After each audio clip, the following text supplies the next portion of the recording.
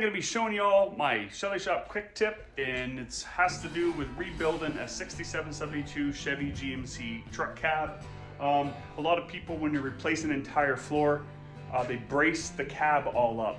So that's what we got going on here. I have spent the last couple times I've done one of these cabs designing my own brace system that's 100% reusable, because when you do as many cabs as I do, you want to minimize the amount of work.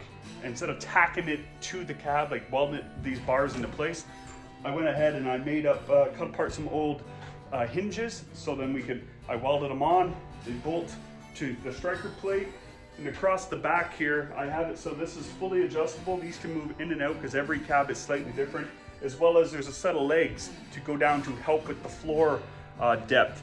And the reason being is 67 and I believe 68.5, they had an L bracket there so the floor would go up to it, but after that they have nothing. And this is the section here I just added in, was the adjustable feet, and making this more level. For the other cabs I had done, this came up on a bit of an angle, and I had kind of a weird washer there that I custom made to accept the angle.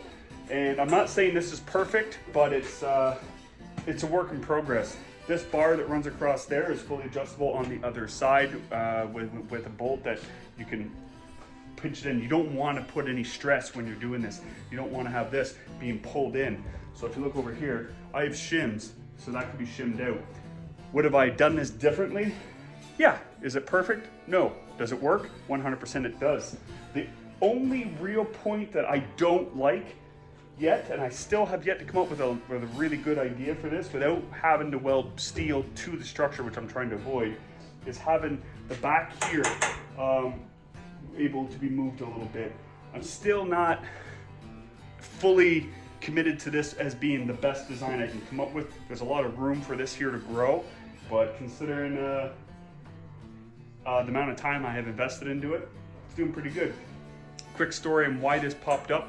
My dad and I are building a 67 short box C10, and he lives on the other side of the country to me, so we're building it together. I'm rounding up parts, he's doing his end, but I wanted to get him a rust-free cab, and seeing as how those are hard to come by up here in Canada, I decided to make him one. I found him a grain truck, took the cab off, and fixed the minimal rust it had. It needed a whole floor.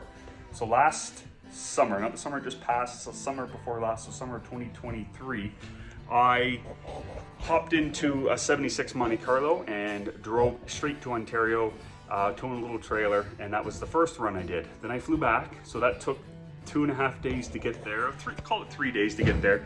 Then I flew back to Alberta, hopped into my 67 LS Swap C10 and drove out there. But there was 1 week between flying home from dropping the Monte Carlo off and me driving my personal 67 out to Ontario. And in that week, I took a cab that was just loose on the floor, stripped out everything, which doesn't take a lot of work, and then fully rust repaired it. New brand spanking new one-piece floor, cab corners, rockers, kicker panels, and I believe the cowl vent was rotten on that one, which was a surprise to us, so I had to get into that too. So I managed to repair a complete cab from start to finish in 5 days, as well as build the starting of this here jig that you see here. I'm gonna keep tweaking at this, but it's got the workings to be real good.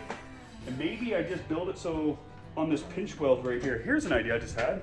Have it so something comes across and this grabs onto it and I bolt holds it stiff.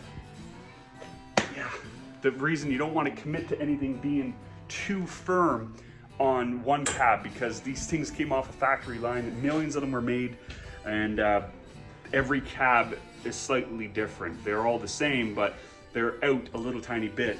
Fenders to doors to everything, they're all slightly different, so you don't want to commit 100%.